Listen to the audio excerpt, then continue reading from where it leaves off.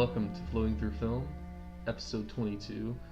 This week, we are going to be doing another filler episode before Luke rejoins us and talks about whatever series he wants to do. And this week, we're gonna continue on kind of with our pick a silent type of topic, where we're gonna be doing pick a period piece this time though. And the two films that we decided to choose this week are Barry Lyndon and Master and Commander. And we're going to start with Barry Lyndon, but before we get into that, let me introduce my hosts, Danny. Hello. And then we have another new co-host, or not new co-host, but guest co-host with us this week, our good friend Sean. Why don't you introduce yourself? Hi, my name is Sean Paul. Happy to be here. Happy to be here. And we should say, he's a great guest for this episode too. No, yeah, we chose him for a reason. He knows the most out of us about this period for sure. Stop. No, yes. Whenever we were we've known Sean since middle school. Yeah. And ever since way back then, this dude was lecturing us about the Napoleonic era, and how the portrayal of the French was wrong the whole time. Yes, it's all propaganda. It's all British propaganda, you know. I was just giving you guys opposite propagandas. That's all I was doing. But now we're gonna watch him. Master Commander is kind of British propaganda in some ways. It feels like that at parts. We'll get into that later in the episode. Yeah. Some essence. We'll start out with with another one that starts in I guess it starts in Ireland, not in Britain. Yeah, it starts. But 1750s Ireland. Mm-hmm. We're gonna journey into Barry Lyndon, directed by Stanley Kubrick, 1975.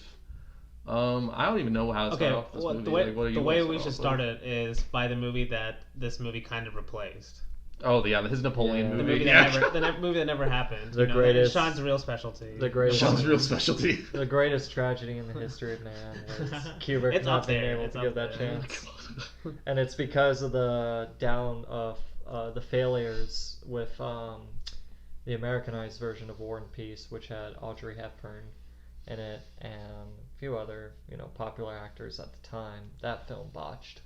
And then later, Waterloo film, which was directed. When did it came out? 1973, I feel like, but I might be wrong. 70, I think, 1970. Yeah, you're right. And that was the film was directed by Sergei Bohdachev or something like that. He was a Russian director, but he directed the much earlier War and Peace film, which was an 8-hour film. But that one was great. And Waterloo is fantastic too. I love Waterloo, but it just didn't sell well in box office. So everybody was so scared of doing a film in that time period again. Yeah. So Kubrick didn't get the chance. Waterloo itself is insane. It is. Just all the shots in that movie. And the practicality. Yeah. The hiring 30,000 Soviet troops or something to that number. Crazy. For the set, it's the just scale's crazy. Just real maniac shit, honestly. It really is. And it's fun to see some Mosin Nagant sticking out in the film every now and then. It's like rifles that weren't at that time period, but yeah. It's still fun to see, How much do you know about what Kubrick's Napoleon movie would have been like? So he was just going to focus on the character of Napoleon, entirely, obviously. Just throughout his life. From the beginning to the end. So Barry Lyndon kind of has that format to it. Right. His rise and fall. And Kubrick mentioned later, when TV series are becoming more of a thing, he wanted to take it to that route because he's like, well, I can have much more time to add more. There's so much. What you're saying is he would have been making an HBO Max show or his Amazon Prime show or something. Pretty much. And I hope not. No. He would have been making a Marvel movie or an MCU show. Oh my gosh! You just put that on tape. So I was hoping you know that. Yeah, it's crazy to think of all the research he had and the potential that he had for even if it was like a 2-3 hour movie, 3.5 hour movie would have been fine about Napoleon, but he just did so much freaking research. That guy, it's insane. But that's why I think you get a lot of that in this movie, though. Mm-hmm. It's a good fallback. Yeah, it is. Right? Definitely maybe the transition to Barry Lyndon itself. Right. The first thing I think of is just all the detailedness of the sets, and everything. It kind of does just immerse you in that kind of world. From cabinets to pocket watches, clothes, shoes. Honestly, him getting robbed just feels so realistic. Any robber just seeing this guy, easy target right away. Right? He just kind of looks lost, just him riding him initially. Yeah. just like a young man with money in his pocket. I think He as was the so narrator says. naive. It's Yeah. just that's the funny thing. He was a kid, basically. Okay, Blake, because you said in your review that you used to not think it's a masterpiece, and now you do. Yeah. Right? So what changed? Like, what did you initially think of it first? Like, why did you like it as much? Why didn't I? It's just I thought it was just too long earlier, but that was like whenever like we were basically just starting out watching movies, and 3-hour movies were like. It's a commitment. It is definitely a commitment, and the intermission in this, they don't even give you an intermission. It's just the title card, and then it goes right back into the movie. So it's just like, damn, no. I mean, at least in 2001, they give you the intermission. No, but I think honestly, just what changed is I've just matured more to enjoy the story for what it is. You know, like it's a very very deep movie, and what he's trying to just get across with like just the frames themselves. You know, like the frames tell the story better than tell a different story than what the movie could even tell, you know? Yes. Like if you took out the words in the movie or something, these frames would be like something completely different, you know? Yes. Or you could see them being something completely different. That's one of my favorite parts of the movie is almost that clash between the first thing you think of when you see the pictures of the movie is, oh, it's like a painting. You know? It has that 18th century painting feel to it. But then what the characters are actually doing, they're just... You know, especially Barry, he's just, you know, a guy trying to get money, you know, and he screws his wife the second they could become married, just like, you know, just like I don't know, any negative word you want to use for him. It's the life of a pop star in the 18th century, you know? Yeah. But for him, it's like, he's just trying to get out of that life he had, you know? Trying to get out of that life, and you kind of understand it. Yeah. You know? And maybe this is, because the first time I watched this movie, I kind of agreed with you, like, I didn't think the whole thing was amazing. And I think I kind of didn't like the beginning part of it as much. And watching it this time, it's almost the most important part of the movies in some ways. Because it kind of represents to me like how it was when Barry still believed in love, you know? Yes. And then when he gets screwed over, it's just like, from that point on, he's like, I'm just going to do whatever it takes to survive, you know? And then the army really takes that out of him too. No, yeah. But after that point, you know, just like, whatever I'm doing to survive. And then even when he does get a wife that, you know, obviously he should have been happy with, like, he just screws her over and he just, you know, lives the life Slips of around. Yep. And it's kind of about that fall, right? That's what I like about the whole movie in general. It's about that fall of him. Yeah. Like, he's not a likable character.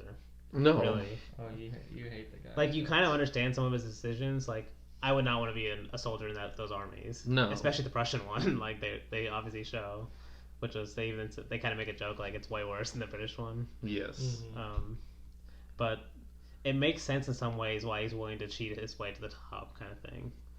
No, yeah, it does make sense. The only thing that doesn't make sense is, like, this story of...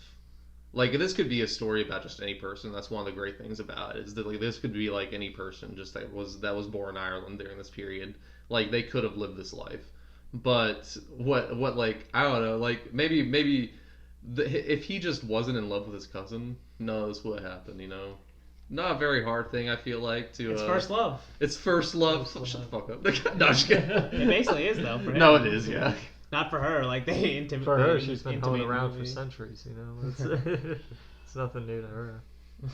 Yeah, no, it's just so funny that's what causes his complete downfall. But that also is kind of believable because you always hear about stories back then, or like... I don't think that's what causes a complete downfall, because... It is, though. I mean, when he gets married to that rich woman that hit her when her rich husband dies, no, like, he built himself that's back up. That's his peak. Like, he's like... The scene after is really brutal when she asks him to stop smoking, and he blows the smoke right in her face, and right from that moment, you're like, okay, yeah. That was shot whenever he got married to Para, so... I hope not. Oh, my gosh. I would have no face today if I had done that. You know, there would be nothing left of me. Yeah, no, for sure. I can't get away with that with my wife. No. That basically shows, like, that marriage is not going to, you know, go well from that moment. No, that's just the point, like, where you see with Barry Lyndon's character, he obviously had no respect for other people as much as he had no respect for himself. He just carelessly flowed through things without thinking about, is this actually the best thing I need to do? He never cared. He just acted on actions just for, I guess you could say, pleasure alone, but not pleasure in a how do I say this? Pleasure in a very shallow sense. Nothing that he thought through. He was just like, oh, this sounds fun, I'll do it, or I'll just do this will be better. And it's not because like, oh, this will be better. He's just like, I just want to do this. Yeah. He doesn't really think things through at all. Mm-hmm. And then he's like, oh wow, now I'm rich and I got a lot of money. I slept around with this woman and hoped to God her old fart of a husband would die, which he did. And now look, I'm just living. It was all about him. Yeah. It was never about anybody else around him. So he is a product of a con artist, really. So, but he was a naive con artist. He wasn't part of the movie. His job is a professional cheater gambling. No, he's definitely no. This is like it feels like a Dostoevsky like book, like to in me some ways, for sure. To me, yeah. Just because like I don't know, I feel like the arc is a very Dostoevsky arc of like showing the rise and then the fall. Yeah. Oh yeah. Like an epic fall too, like very epic in this. From the beginning to the end, yeah, that's how it was. Yeah. But the one difference is, to me at least, is like what Sean was saying, how you really only see Barry's thoughts kind of through his actions. Mm-hmm. He really never goes on these huge rants about why he's doing what he's doing. He just does Yeah, he's more just acting on impulse, almost like desire. And Dostoevsky characters, a lot of the times, they'll have like some deep philosophical reason why they're doing something, or they have to explain to someone why. They have to explain to 10-hour dialogue. Why I should not. Or what the struggle they're having. 2 spoons of sugar to my coffee as opposed to 1. But I feel like the difference in that is that you're actually seeing why he's doing this. Because, and this one, he doesn't. But to me, that's what I'm saying. It kind of makes the thing like Barry is not actually putting that much thought into what he's doing outside of this is good for me in the moment kind of thing. Especially to me after all his experiences in the army, where he's like, I'm not going back. The narrator even says something like, he's not going to go back to that, right? Like, whatever it takes, he's not going to go back to that kind of life. And at that point, he kind of makes that not sacrifice, or just in terms of that decision of, I'm living for myself now, in the moment. Like, I don't care what, like, that's obviously the reason why he's willing to basically destroy his marriage right after they get married, Yeah. He's kind of just like, I don't think he sees himself as a good person at that point, almost, except for with his son. Yeah, exactly. That's what I was saying. That's the one exception. Yeah, and it kind of makes... he doesn't just live for himself the entirety of the movie, but no, I mean after the marriage. No, he lives for his son after the marriage too. Though. Okay, That's the except thing. For the son, he definitely lives for his son those few years, and that's like whenever his son dies, like he dies basically, like completely. Like Barry Lyndon's not alive after that, basically. Yeah, like you can see it in his face, he's just not alive after that. After that point, he was dead inside. Yeah, and like Barry Lyndon. Like, maybe that was, like, what kind of restored his hope, kind of, was, like, having a son like that he could dote on. Mm-hmm. But even at that point, you had the, I don't remember who it was telling him, like, you have to get in the good graces of her oldest son, because if you don't, then you're going to be penniless, and so is your son, whenever your wife dies or something. Like, it's all going to go to the oldest son. Yeah. None of it's going to go to you or your young son. So even in that moment, like, he has things to worry about and stuff like that he doesn't even try to do anything about because he just... That's what I'm saying. He doesn't seem like a guy that's thinking long term about things. No, he definitely isn't. Literally, one of the best parts of the movie, in my opinion, is watching it this time anyway, was all the stuff when he's a spy and then he decides to become a double spy. Yeah. And then he decides to go with the Irish guy. Then he decides to, just because of the guy's Irish, he decides to team up with him. Like, that's how he's making decisions. But that one kind of makes sense because even the narrator, the narrator says like even to Barry Lyndon, he doesn't fully understand why he felt this way, Yeah, but it's like you hear the voice of your common native tongue, and you're kind of just in a foreign country. It feels very good, like he just especially if you're a prisoner in a foreign country like he is. So. Like it says. There is kind of that. There's little moments where Barry still has that kind of maybe his boyish. Love to him, this boyish kind of hope that he had when he's first taking off on his journey and he feels excited about the world. He still has little moments of that later out through the movie, but it feels like it's basically out of him by the end. Oh, definitely.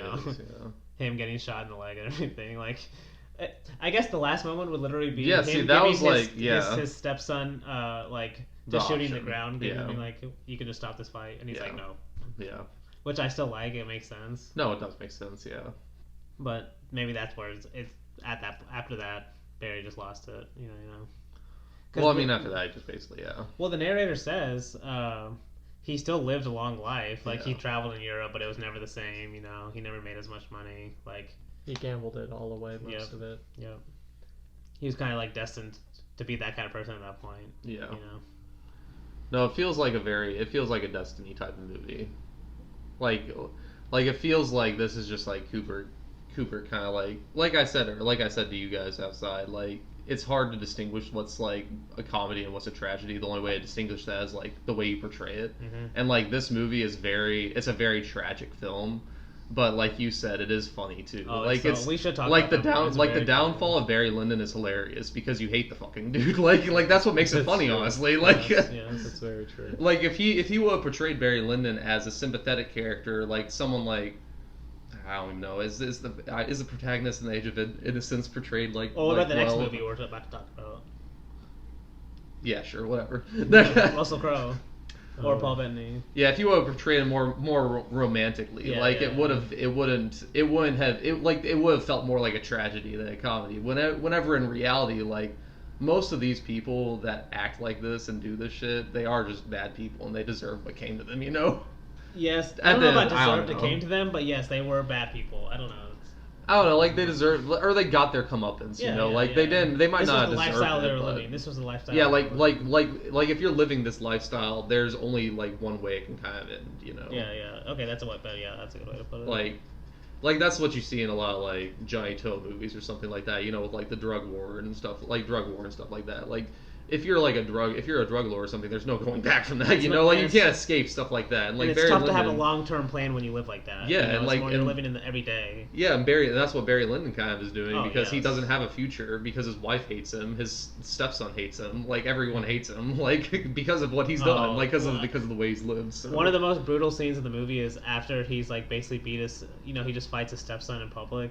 You know, it's like it's like such a huge scandal. But I love the shots of the people where they're still like, you know, they're like excited and watching it, but they're still supposed to act like, you know, because they're, you know, classy people. They're supposed to act like it's horrifying, but at the same time they're like wanting to watch. Gossip. Yes, exactly, yeah.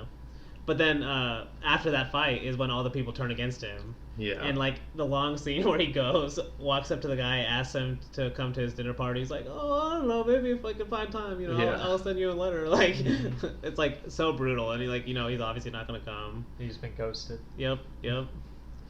But like that's the thing, like he can never get over that people still don't see him as that upper class. Yeah. You know, no matter what he does. So like he says, like he sees that, like it's gonna fall at some point. That's a good point. Like maybe he already noticed that, and that's why he wants to live like that. Yeah, it's like it feels very much like he came from a peasant family that didn't have any money, you know. So it feels like that. Like once you can like take the peasant out of like, or you can like take the peasant out of like the farm, but you can never like make him change who he is. This is kind of how the movie like plays like. I don't know if it's a peasant farm because like I don't know if it's a peasant farm, but I mean I just know that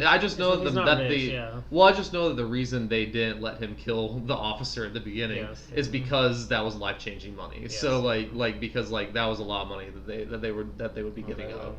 Well, one of the most important parts of the movie, I think, that kind of makes the movie make more sense is the first shot of the movie where you see like the gorgeous painting, and the narrator says like, "This was how Barry's father died, was in a duel." You know, it was like something not even that serious. Yeah. But like, it's kind of saying like, this is how people died back then. Like this is, you know, this is how Barry's father died. Yeah. And then if you watch the very end of the movie, this is how Barry's life is going to turn out too. You know, like it was. It's just the matters of the matters of pride and shit. Like pride killed men more so than anything else back in the day. So. Like over the stupidest, like you said, over just the stupidest shit. Like we still see that today, like the rapper DaBaby, like he shot someone in Walmart a few years back or something. He killed someone in Walmart. Not DaBaby, I don't think. Yeah, no, it was DaBaby. I'm pretty sure it was. Yeah. But it's just, regardless, it's that whole example of how, you know, people and. It depends on the situation, of course, but I think what happened in that Walmart example, it was over something really petty, really stupid. Yeah. And it was just like, bro, I don't know. Maybe it was self-defense, so maybe that's a very poor example. Now that I'm remembering bits of the story, but regardless, that's just something that's as old as time. just men getting themselves killed. It kind of has that feel to it. Yeah. No, that's one of the great things. That's probably the best thing about this movie is that Kubrick doesn't shy away from showing.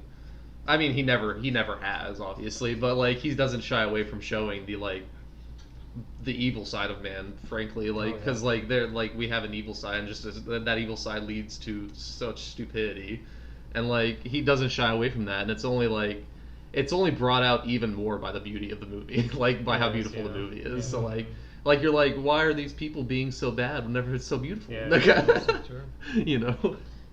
That's the thing. In some ways, I don't know. You said evil. I don't know if I agree with that, because I don't think he sees the characters as evil. He just sees. Yeah, this is how it happened. Yeah. He's to me he feels more non-judgmental. It's just their life. It's just how things work. But there were certain people there was we're saying Barry was that kind of guy, that kind of gambling attitude, live in the moment attitude, right? Yeah. Yeah, he was very much a live in the moment guy. Yeah. He really didn't think things. Yeah.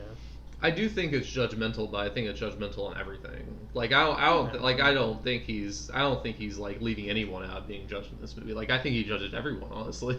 Yeah. Even because the scenes whenever he was beating up his son, what we were talking about, how all those people they want to look at it, but they really don't. That's judgmental of that type of class because that's a good point. I don't know. It feels like everything. It is more judgmental the time period, like you said.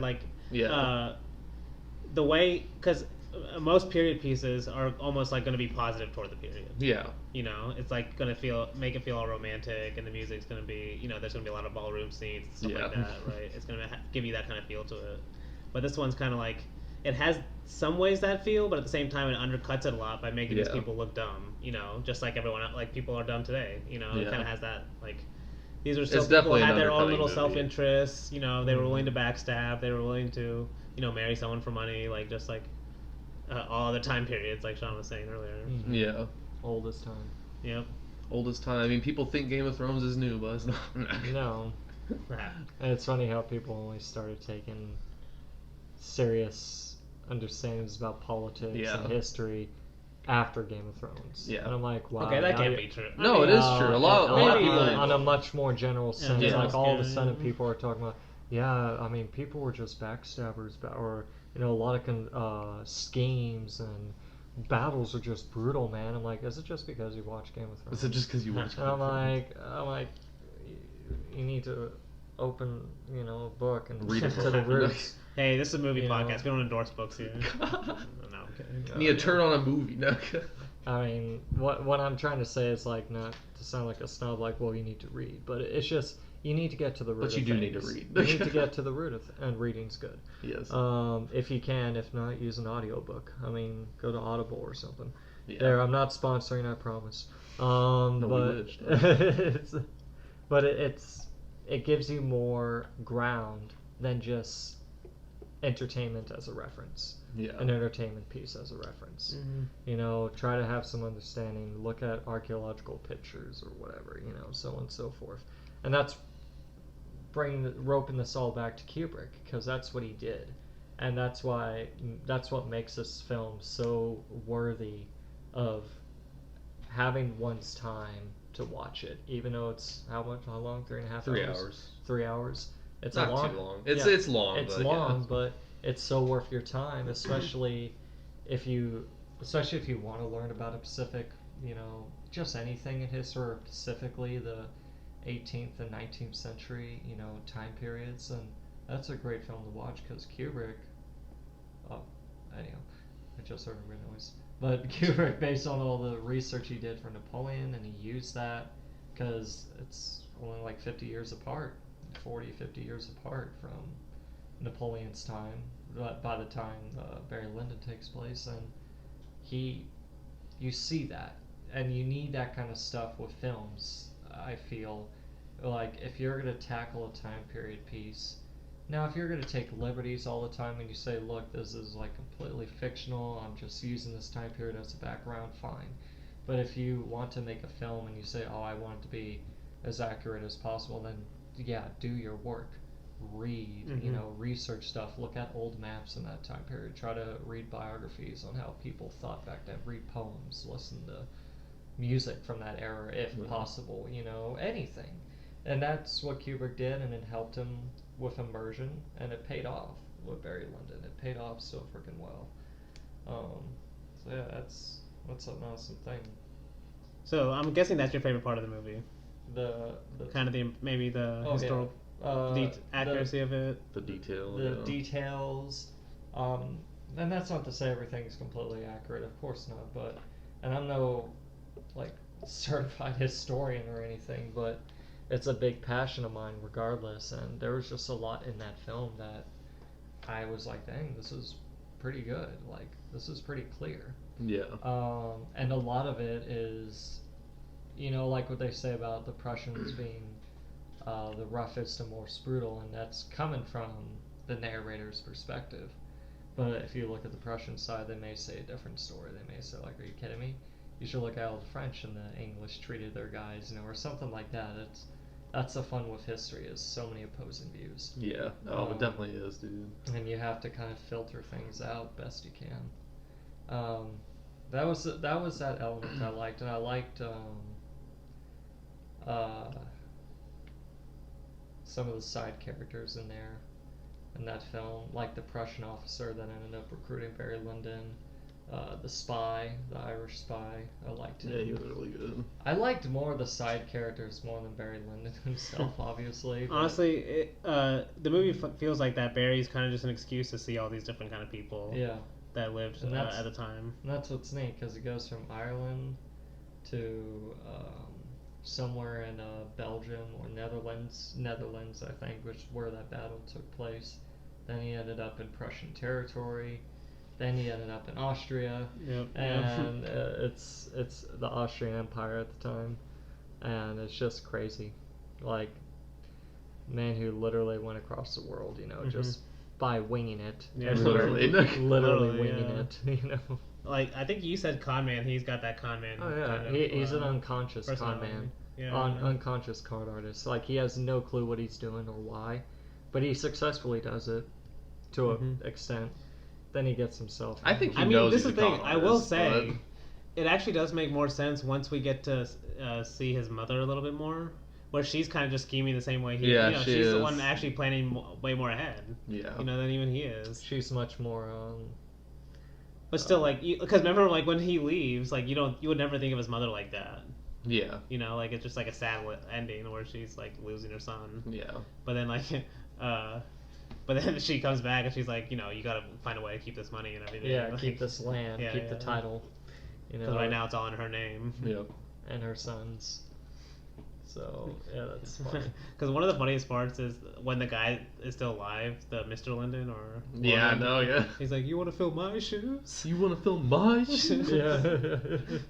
At the bar. And the voice right he says, and the voice he says it is so funny. I love that scene. Yeah, some of the accents are so great.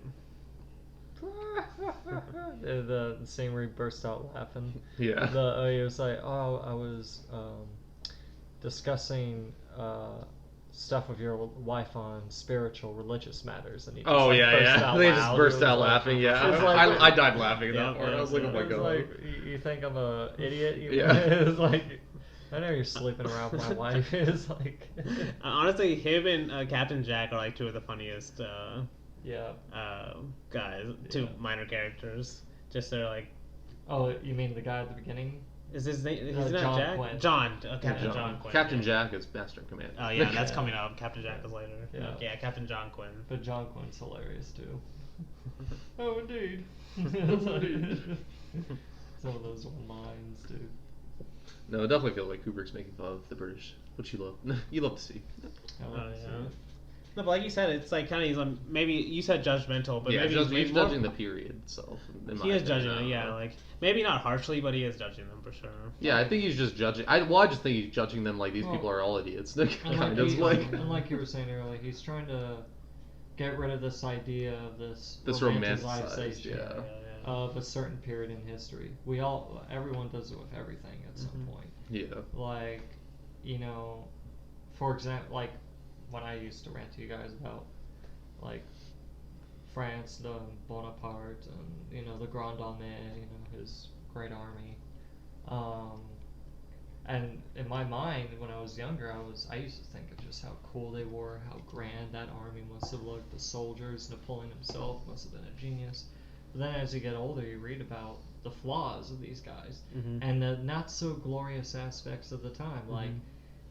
Like for me, it was a mind blower when I realized more than half the casualties that Napoleon suffered in Russia that his troops died from were mostly diseases. And obviously freezing to death and starvation when they were retreating, I knew that. But like in the beginning of their campaign, a lot of the men, horses, husbandry that they would take with them on supply trains and stuff, a lot of them just died of diseases, heat strokes. See, it's hard to make a lot of soldiers don't die. Exciting, dramatic movie about that. Right. A lot of troops don't die like on the battlefield in the thick of action, and most times when casualties are raised up on the battlefields, it's when men are retreating, or when they break and they lose formation and they cut brand. Then here comes light cavalry or heavy cavalry, and they're really cutting the guys down now. But it's not all obviously glamorous. I mean, holding your guts in from Barry Lyndon does a good job of that, right? Like he experiences one battle, he's like, I gotta get out of here. Yeah. Because that could have been a lead that hit him in the face or something. And, it's no, dude, that was like a really scary. I mean, like it was just a really great scene portraying that like terror and honestly just how stupid like line combat like that was. Like you're literally just walking these men into like the line of fire. It's just like it's more like they didn't care. Like you could tell the it's people like chess. Commanding it It's like care chess, about the people in the army. Well, to counter that, that's with that time the muskets were barely accurate at all. No, that's why it's almost even stupider. But it's also psychological. Because half the time, for that British rank to keep their formation and still go forward, that's like a rare thing to see. Yeah. Half the time, guys with all the line stops and the officers are like, what are these guys doing? Why they stop? It's like, well, they don't want to go any further. They'd rather just stand and shoot right now. Especially there's probably a certain point where they're walking and they start noticing, okay, at this point we're getting hit a lot. There are so many scenarios that could happen in battles. Nothing ever goes the way you would think it would go. And that's why it's important for men to act as a unit, to stay in formation as long as you can, because that's survival right there. So that's why they stayed in those lines. And plus, to have a volley of muskets aimed at a guy's, you have like a 40, depending how close the opposite line is at you. But if they're, quite a ways, maybe a couple guys will drop dead or get hit or get wounded, and that's it. But you're not really going to hit much. The bayonet was the key thing on battles still. So men more often were engaged in melee combat, even during Napoleonic Wars, 50 years after the Barry Lyndon's time. That's how battles were fought. But also, which is why the Civil War was so bloody, because by that time, muskets were much more accurate. They had the spiral barrels, which made the rounds go out in a straighter line. And that's why there were so many casualties in the American Civil War on the battlefields, because at that point, muskets were more accurate, and then people were still doing line combat. We were still doing line combat, so that made it easier. The Crimean War is another example of that too, which happened in the 1850s. But I think both what you guys are saying is true. It could be. It makes sense that the reason they did it a certain way, right? But at the same time, like when you're watching it, especially the way it's filmed, where like the music is still playing, kind of upbeat. It's not taking it too seriously. It just looks like. That's serious. No, it's serious in terms of like. Yeah, he films it really well. It's accurate, but I'm saying like the way the narrator talks about it. I see what you mean. He's saying like even he says, "Oh, it was just a skirmish. It's not even in the history books, but it meant a lot to the people involved." Yeah, how many people died? Yeah. But in terms of how the British would tell the story, they're like, just they didn't really care about it. It's just a random skirmish. Like, right, I see. They're willing to just sacrifice these people's lives, like the same way they pick them up. They don't care about them. Right. They're just basically. It's chess pieces. Yeah. No, that was well, the they're point the pawns. I was getting They're at. the pawns of the chess pieces. Yeah, that was the point I was getting at, and like showing how like line combat itself is just kind of like how Kubrick was saying. Like, honestly, it's just crazy that people didn't run away more back in the day. Like how there weren't more deserters. I guess it's probably just because they killed all the people that did. But and then the training they had to go through, depending which nation you are, but sometimes the trainings were like half a year, of just basic drilling, formations, because formations are tough, man. Like, it's not easy to get, like, the amount of time Kubrick had to spend to set up the British formations while marching, and a little bit easier on the French side because they're static where they are, they're not moving. But it's hard to get formations, and especially getting everyone to start walking at the same time is insane. Make sure everybody is coherent with where they're going. It's tough. It's not easy.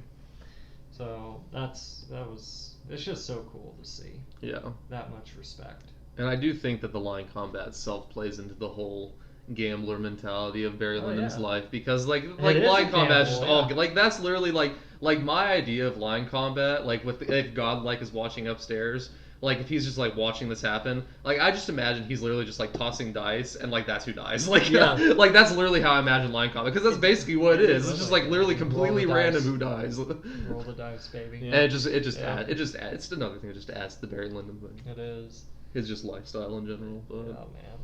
But that's how a lot of the deaths in this movie happen, right? Yeah. Like it does feel like that. Like his father dies from a duel. His injury at the end is from a duel. Like honestly, just the fact that people are willing to go to duel. Honestly, just fighting in general is a lot in this movie. Where like there are challenges to fights. There's sword fighting. There's fist fighting, and there's duels all in the same movie with Barry. Yeah. But like that's kind of what makes Barry more than just a character as like a hero, not even a hero, but even like a normal protagonist. He's more just kind of supposed to represent the time period of, like we've been talking about. There was an opposite person that wasn't just this romantic idea that you might have in the 18th century. Yeah. There were very selfish people that were willing to betray, that were willing to... Time. Yep. And where they all end up?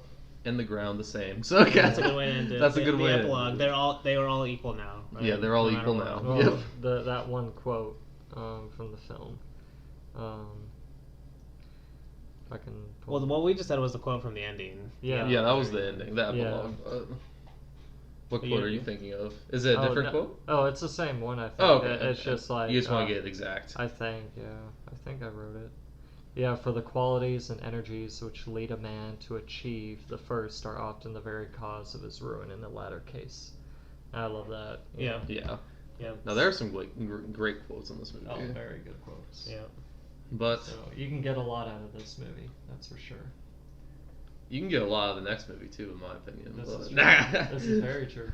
No, so the next movie that we decided to do was Master and Commander, and frankly, the only reason I wanted to do this because I wanted to talk with Sean about it, because I knew he was going to be on the podcast. This is one of Sean and I's favorite movies. So good.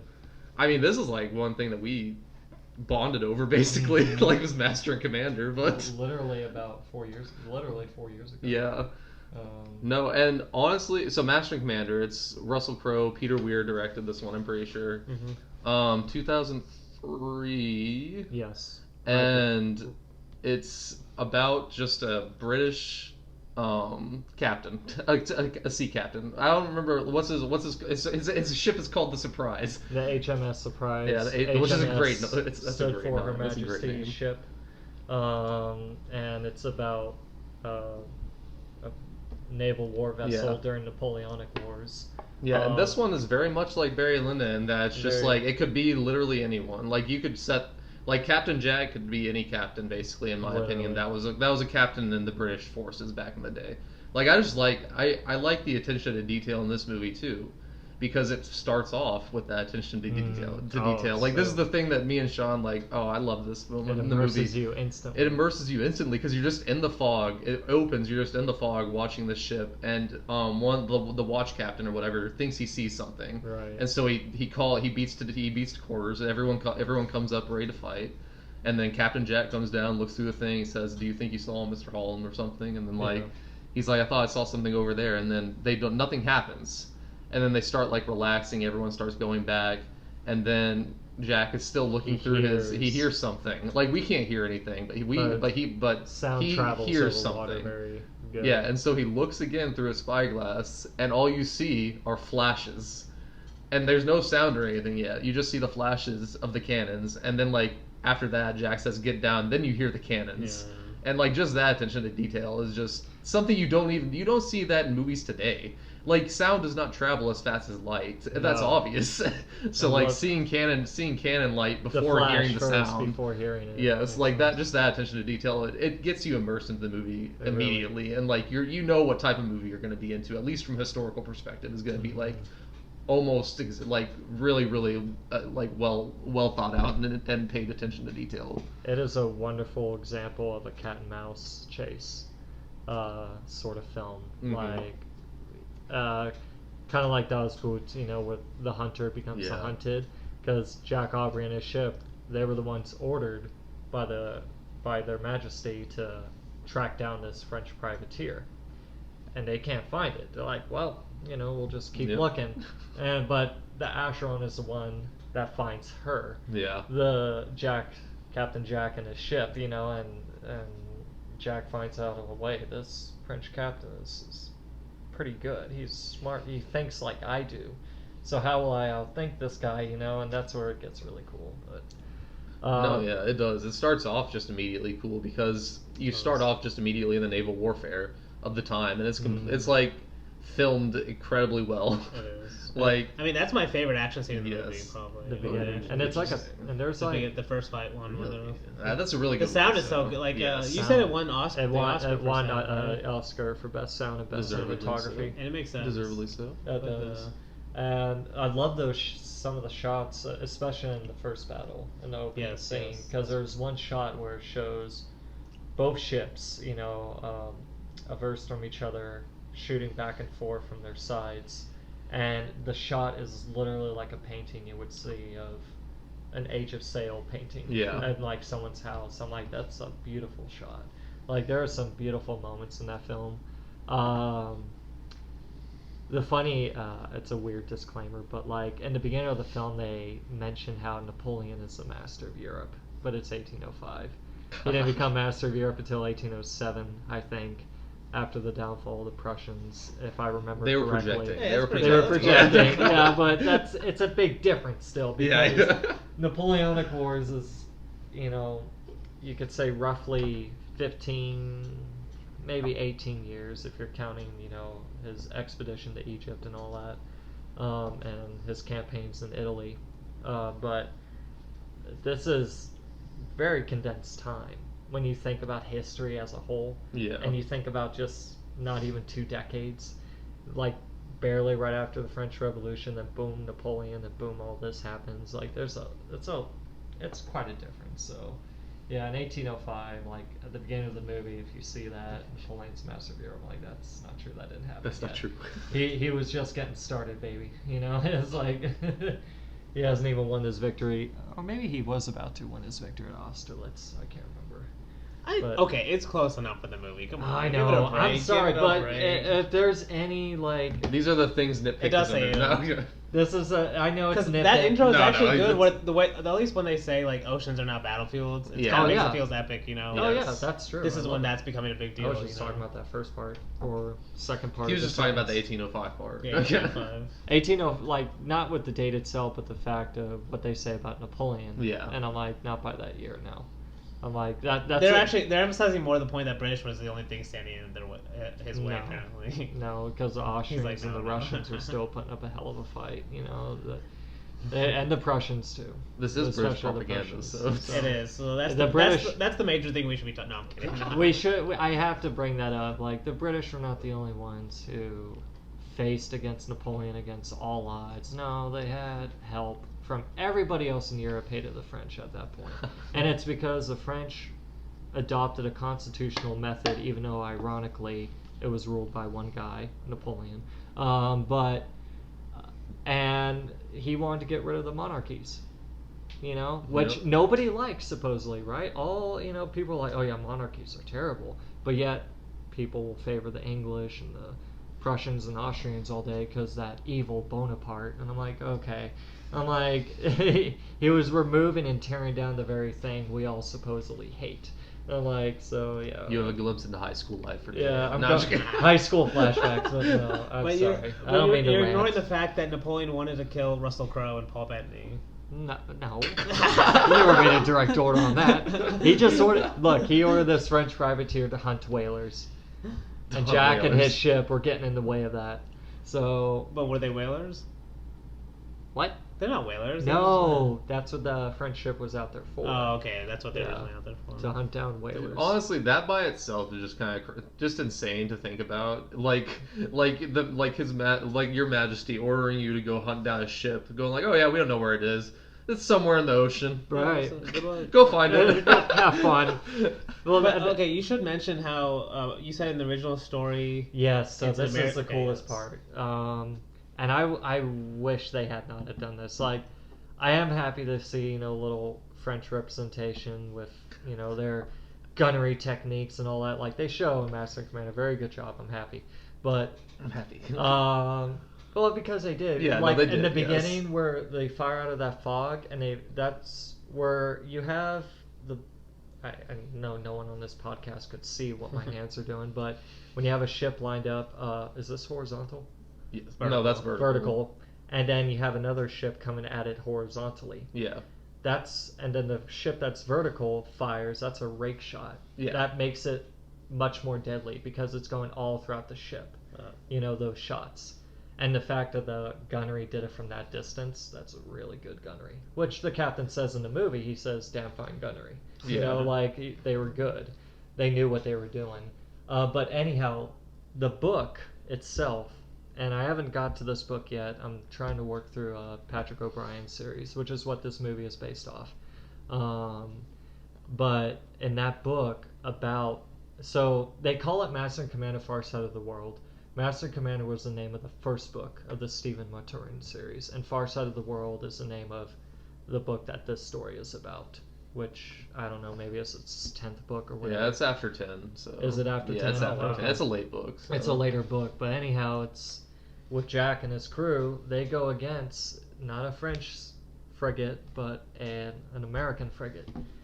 It was an American ship, and all this cat and mouse chasing, and that's the coolest thing because in the film they talk about how our shots wouldn't penetrate this frigate. It kept bouncing off. That's because our American frigates that we had, which I think we had 7 or 11 of them, I can't remember exactly, but we called them Old Ironsides. But anyhow, it's a special type of, I think it's white oak that engineering was composed of for the frame of these ships, of these frigates, where heavy protection from the water, from good maintenance, but it also deflected shots drastically. Like, it protected the hull really well, this type of engineering and the wooden frames that it was composed of. So, and they say that in the movie, it's a Yankee built. And I'm like, well, no shit. I'm like, it's supposed to be a U.S. ship to begin with. American ship. I'm like, the U.S. wouldn't build a ship like this, of this technology at that time, and give it to the French. No one would do that. In fact, no one in militaristic sense in navies would ask other countries to build a certain ship for them, then take it. Because you never know if that other country could have sabotaged it or did something wacky. And I could be terribly wrong on that. Yeah, I spoke with such high authority, so I will try to calm down on that. But my point is that it makes sense. It's supposed it would have been so cool to see that, but the director's like, yeah, but we were worried about the audience having mixed controversies, mixed feelings on who to root for, who to cheer for. I'm like, are you kidding me? That's what would have made the film so much interesting. I mean, this is right before the War of 1812, and to see that would have just been so cool. But in the end, it is what it is. It still makes sense because the British and French were rivals. And that was an easier distinction for your layman audience, and that's fine. Peter Weir does not respect the American audiences, is what he's saying, and I can't blame him because we suck. No, I'm just kidding. Yeah, that's true. Have you seen what's being made these days? It's unfortunate. You could say it would be more interesting if there was no true villain in the movie, though. In some ways. How? If let's say you were watching a chase movie, though. That's where the whole thing comes from. So, I would also love just an adventure movie with them going to the Galapagos Islands. I love those moments. But... that is some of my favorite moments in the movie. Yes. But Captain Jack, he does kind of have some sympathy towards the French captain. Yeah. He at least respects him. Oh, he does. It's because he outsmarted him twice. Like, yeah. Like Jack. That's something Jack says the second time they found him. He's like, he's done this to me twice. It's not going to happen a third time. And you could say, like, at the very end battle where they take the Akron by surprise. Yeah. And they get on the ship and it's like dead quiet.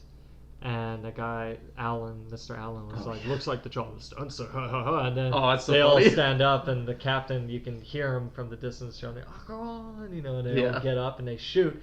Well, the French outsmart them again. They fool them again, like there's this constant back and forth tug of war with who's going to outsmart who. And in the end, you could argue the French captain won again because he fooled Aubrey into thinking he was dead. Yeah. Pretending to be the doctor the whole time. It's like, oh, his stupid Englishman, it's like, but it's just funny. But my favorite part about the film is the relationship between Jack, Aubrey, and Stephen Maturin. That is why I would recommend the film. Just the dialogues between them alone is enough to watch, let alone the combat, the cinematography, the sound design. But really, they're kind of like differences. Oh, and they're bipolar. They're so polar opposites with their ideologies, but yet they respect. And I think that's what the film can convey, especially to modern audience today, because people are so divided by a lot of things, what politics, anything, you name it. But this film can show these two guys who have such opposite ideas. Like Stephen doesn't agree with various ideologies that Jack holds, and neither Jack holds the same views as Stephen, but yet they're still best friends. They still play music together, they still talk about those things together, and yet they don't kill each other over it. They haven't yet. But it's just crazy to see that kind of bond, like, over that time. That's how much they trust each other, because they know who they are, they know where they stand. But that's why they need each other. They trust each other with that. And that's why I love the movies. That's why I love reading the books so far. Yeah. It does a really good job of portraying that relationship they have. It does, but it also shows a good job of like portraying how like Stephen, like there is a moment in this movie where Stephen doesn't know his place with Jack anymore. Oh yeah. Because Jack's going kind of insane. Like he is. Like he's just kind of like Stephen. I think Stephen says like, I understand mutiny now. Like I love that. I was telling Danny, that's one of my favorite lines, because Jack was talking about, flogging one of the midshipmen, I think is the term called at the time, for failing to salute an officer, and Stephen's like, look, we're all tired, we're all exhausted. This is not what the crew needs right now. We don't need to flog or this guy because he failed to salute. Did you know he was drunk and blah, blah, blah? And Jack is like, no, men must be governed. I don't care if he was drunk. He made that choice. You can't excuse his influence of alcohol for his wrongdoing to an officer. You can't. And then they were like, and then I forgot the point they get at, and Stephen's like, I'm rather understanding of mutinies. Men oppressed from their away from their homes to serve aboard this ship for the rest of their lives. They have no say whatsoever. Yeah. And then Jack just shuts him up, saying, "You come to the wrong shop for anarchy." Yep, exactly. He's like, no, the dialogue in this is so it's funny. So good because, and also, it doesn't, like I was telling Danny earlier, it doesn't force one view down your throat. It literally gives you both sides of the argument, and you as a viewer just sit there and kind of think about what both of them said for yourself. But you're not given this, you're not having your hand held from this movie thinking you have to believe this. Be like Jack and just serve, subject to the requirements of the service, or just be like Stephen and, have this... and only be worried about your men at all times. Yeah, I'll have this empathetic feeling this whole time about having any sort of form of judgment or justice whatsoever. Not that Stephen doesn't have that, but my whole point is that it doesn't hold your hand into one view. Yeah. If anything, I think it sides more with the scientist. It does. I think it does, but I think it... It does have sympathy for Jack, though. Like, it obviously... sees him as a good guy and a hero, but yes, no, I just think it has. I think the movie has, in general, has sympathy for just Shipman and for just Shipman. Yeah. At least the life. At least the life. Yes, the life of the seaman is not. Yeah. It's not the life for me. As the song goes. We can watch Dazbo too, and also just get reiterated. Yeah, we're glad we're not sailors. Yeah, that would have. I mean, this was a hard life, and that's the thing. That's why you can understand where Jack's coming from, because at a certain time, insubordination at a time like that is something you can't abide by. That literally, a ship going into mutiny is equivalent of a country going into a widespread revolution. Yeah, you can't control it. On a smaller scale, but yeah, I know. That's what. It's a smaller scale. Yeah. But that's what. It's like anarchy. Like, yeah, most of the time when you hear of a mutiny, it's like the captain was evil and the shipmates were, fighting against oppression. But it's not always the case. It was like that. It could be that the captain was actually a good captain.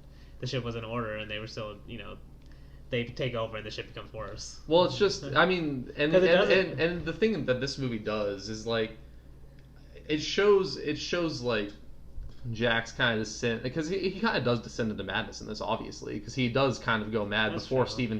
Does he shoot himself or does he get shot? I can't remember. He gets shot. Accidentally. I know it was an accident. I couldn't remember if he shot himself or if someone shot him by accident. Yeah. So like until that moment, like Jack himself is descending into madness, and I think the movie does a really good job portraying like how that would happen to someone that is this good at his job, because like his men trust him completely.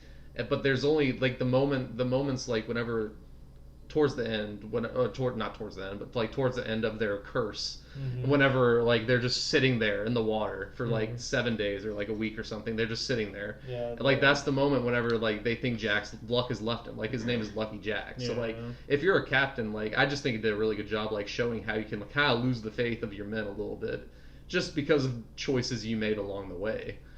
And like that's why I think it kind of sides with Steven in general. Because the scientist does say something about his ego. Yes, like, it is. Are you just doing your? This is your ego at this point. Are you really doing this for the men and for the England? For sake of pride. Oh yeah. And you can see how a captain of a ship. Honestly, the movie does a good job of portraying how honestly how strict you have to be to run a ship like that, right? Mm-hmm. Because every moment it could be death if it's just like if something goes wrong, if everyone's not doing their job, tough skin. Yeah. Yes, no, and I mean, so you have to be willing to be strict, just to get everyone to run smoothly. And the funny thing on a ship is, like that. From what I understand in the books, like Jack was actually quite a softie on like the younger crew. So like during that time, that makes sense. It was common that most officers, especially captains, did not affiliate themselves with the crew, other than the officers, of course. And that was it. But Jack, the way he was written, he was an exception. Like because to his mind, he's like, I was just like it's because he came from that. I came from this, and he felt the need. It was important to keep that morale tight together. And I guess that's kind of a ego on his part. He's like, I'm the one that keeps them all together. They'll follow me anywhere. Yeah, they know what I've done before. Because that's the thing. I also think it does a good job of not overly being on his side about that, because like some of the scenes where it's just all the captains drinking and having a good time, without the rest of the crew when they're all struggling, it kind of does almost like feel like they're rubbing it in their face a little bit, like they're just like so excited to go be at night and drink alone, like as captains. Well, it's which you can definitely see in any kind of war situation. You see all the officers get better treatment, obviously. Of course. Well, and it's like Jack said whenever Jack was talking to Steven about the flogging and stuff, and how he was saying that was his own choice, basically, to be drunk. Steven at some point later says, "Well, then dump all the grog over the side of the ship, and then men will act in their right mind." And he's like, "Why? You can't do that. That's like tradition. You look." Yeah, you can't. So it's like that would actually cause a mutiny. No, that would actually cause that would for sure cause a mutiny. Like he knows that. I think Steven knows that too. I think that was just made mostly in jest. And I think health reasons, grog was like a thing that really kept a lot of parts of your bowels and stuff from getting infected. I think, if I remember correctly, there were many things. Because you couldn't trust the water a lot of times. Right. Alcohol kills bacteria. Well, grog is like mostly water and something with alcohol. I can't remember. I could be very wrong. Rum. I don't know. I don't know. But the point is like being in Dawson's Boot, remember where they had so much lemons. Yeah. It's the same thing. It's to keep yourself from getting all these diseases. Scurvy. Yeah. Your eyes going yellow and rotting out. It's so many things on the ocean can kill you. No, it's and so freaking scary. That's why I like the moment. I think one of my favorite action scenes in this movie isn't even like an action scene. Well, it starts off as an action scene because there's it's whenever Jack comes up behind the Alcaron finally, and then it leads to the storm where they lose Will in the storm. You know, like one of the ship itself's favorite character. I don't want to say favorite characters, but it's like one of them. Mascot. It's like one the mascot of the ship. They're one of their more charismatic people. They lose him during that storm. Whenever the mast falls and everything, and that moment itself is just one of my favorite action scenes kind of in the movie because that's one of the most harrowing scenes in that could happen in the ocean. Like something like that is literally if I was a seaman and something like that happened to me, I would literally, oh my god. That's why I mean, the bigger point is I could never do it. I just couldn't even survive on a ship like that. And I would just feel so trapped the whole time. I know. And Sean was saying they used to kidnap a lot of people. And the press gang. Yeah, what was that? What's that word? The press gang. Press gang. That was a British method they had for getting recruits. Basically, they would find, mostly out in the middle of the night or sometimes in broad daylight, depending where. But group of sailors would, with clubs and stuff, they would look for guys who could be able seamen. Even young boys at the age of 8 or 9, they'll kidnap. Well, I mean, there are some young kids in this movie. So yeah. He didn't Peter Weir did not stray away from showing that part about it. Yeah, so. I think the term, and I could be very wrong, but powder monkeys is what they were called or something, because they were the ones who carried cartridges of gunpowder for cannons and stuff around the ship during combat if needed. Otherwise, they were also trained by officers. Yeah, it looked like they were being trained. It looked like they were being groomed to become an officer. If they lived that long. Yeah, which we see in this movie. Definitely a dangerous life. Yeah. I mean, see, that's the great thing about this movie is it shows everything that could happen on ship, basically. All the mentalities, all the mental breaks that could happen to everyone. Like Holland killing himself because he thinks he's the Jonah, and everyone on the ship thinks he's the Jonah. And it's that's just superstitious, but at the same time it kind of gets not proven, but whenever he dies and Captain Jack is praying saying we ask for forgiveness for making him do this, or if we acted, they all know that they acted like that, but then right after that the wind picks up and they can go finally. Well, the scene before he prays and Killick, the food servant, hands him the Bible and it was on Jonah. And then he was like, yeah. And he just looks at Killick seriously, is this why? He got it, at that point, why this happened. He's like, my God. And then he really didn't say anything, showed that expression, but you could just kind of blatantly read it on his face, it was these guys. They know, his speech at that funeral. But he understood it. Oh no, well, because he even said, before Holland killed himself, he even said, there's something on this ship, there's a curse on this ship or something. I think he himself said that. Well, he was saying something like that. Yeah, there's always a Jonah on a ship, And I think, and you have to take his word for granted, because he's seen this all his life. Yeah. I mean, the fact that he lived up, and he could be in his late 20s, early 30s, this character, by this point in time. So that's a long time for all that experience he's had. So he must have seen stuff like this plenty of times. It's look, this is literally a common thing that happens. What we call it, It's just things that happen. You're all. It's like going to work, right? And you're always gonna have that one person that literally annoys the hell out of you in certain ways. They either don't do their job, or they patronize you in every way. And we could use that and say it's some sort of curse, right? But really, that's just stuff that happens. Yeah. Not everybody on the ship. If you live on a ship long enough, you're gonna be cursed in some way, And especially a battleship. Not every officer on a ship is gonna be competent, strong. No. Like the rest are.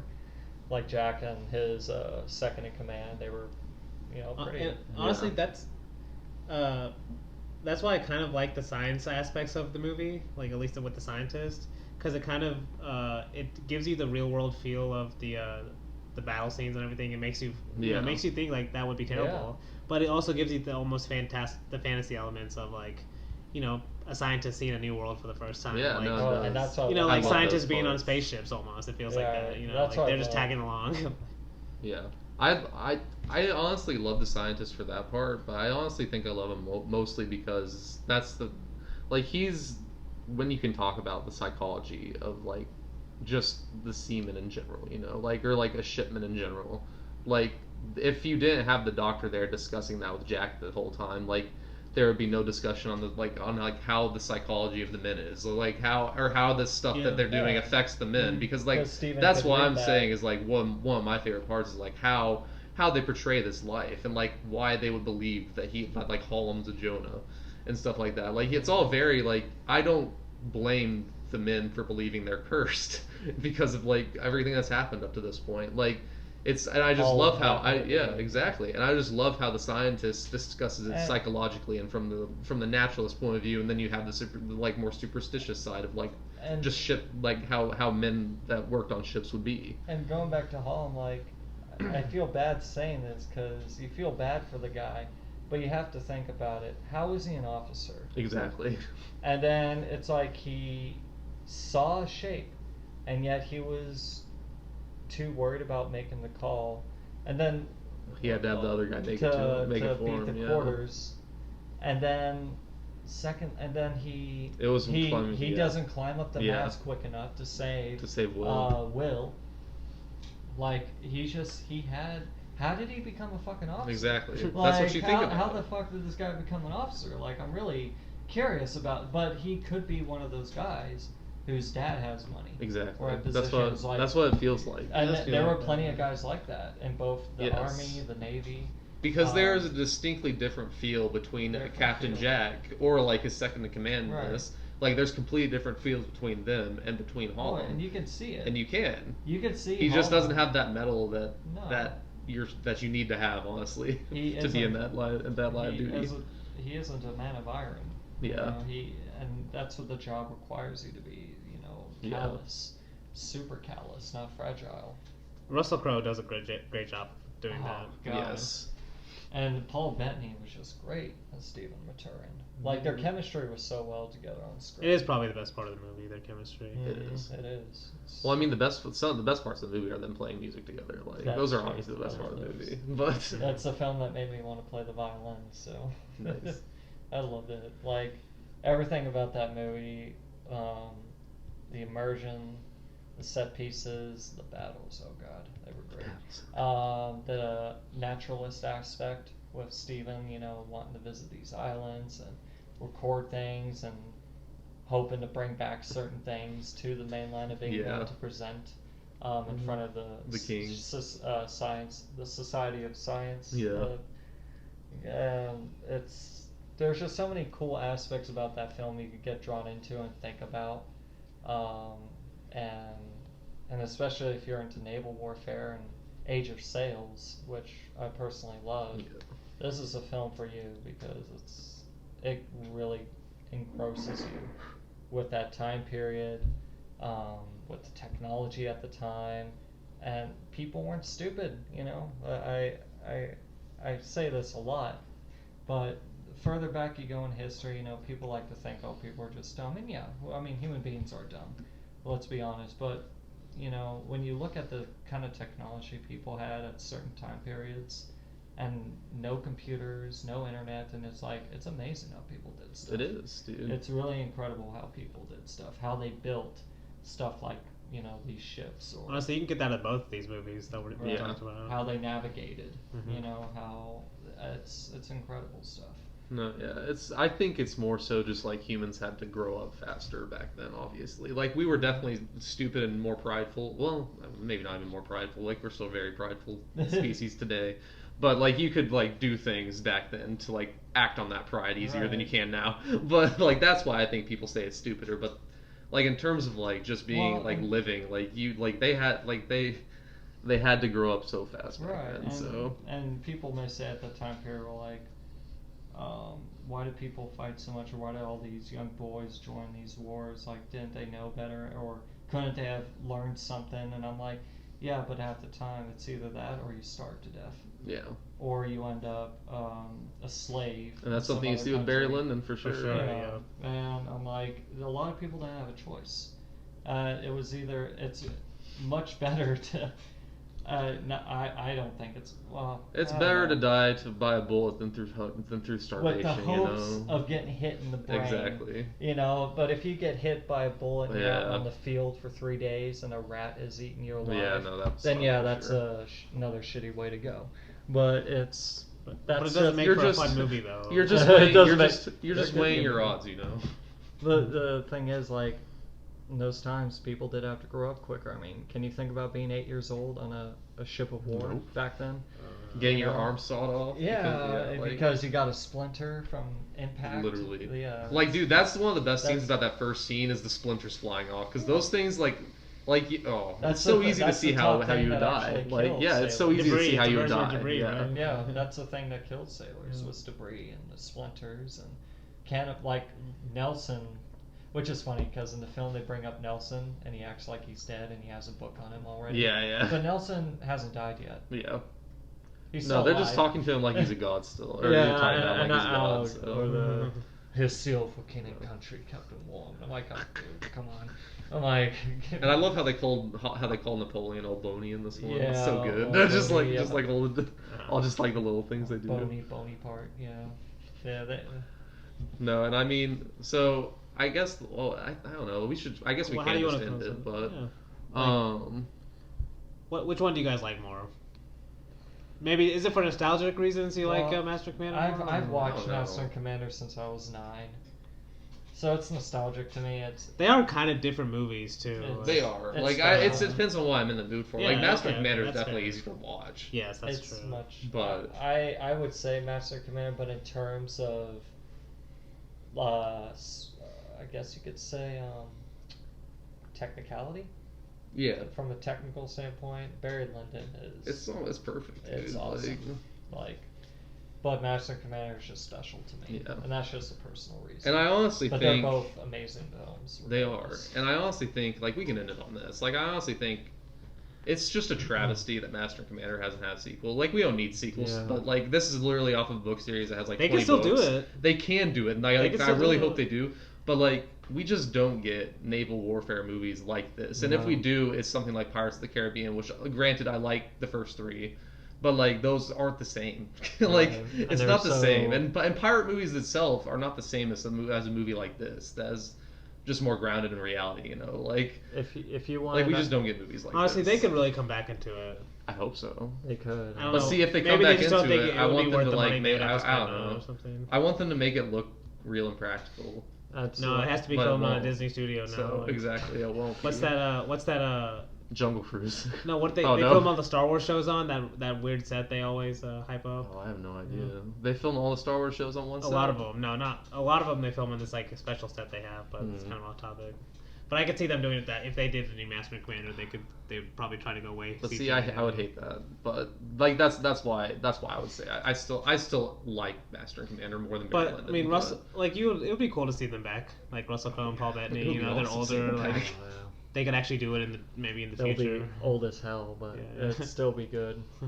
I would love it. I would just want them to keep the practicality because that's what makes this movie great. Honestly, it's what makes it grounded in reality. I don't know. It's a very special movie. So what are we doing next week? Well, okay. So next week is the Sight and Sound. We're gonna do our Sight and Sound list basically. Okay, sounds good. I didn't know that. And Luke will be back. Yeah, Luke will be back next week. So okay. Okay, so until then, thank you, Sean, for joining us. Honestly, he'll be back for more. He'll be back for more historical. He will be back for more for sure. We're gonna do more of these, and I know that we're gonna be doing at least I don't know what's that Kozak one that you showed me. No, 77 Hussars. No, 87 Hussars. 88 Hussars. 88 Hussars. We'll have to do something like that. Something that's definitely just completely right. Is that on YouTube though? No, I got it on DVD though. No one can watch the movie. It's an obscure Hungarian film. It's hard to find. Maybe you can find it out there on the internet to download. I don't know. It's a good movie.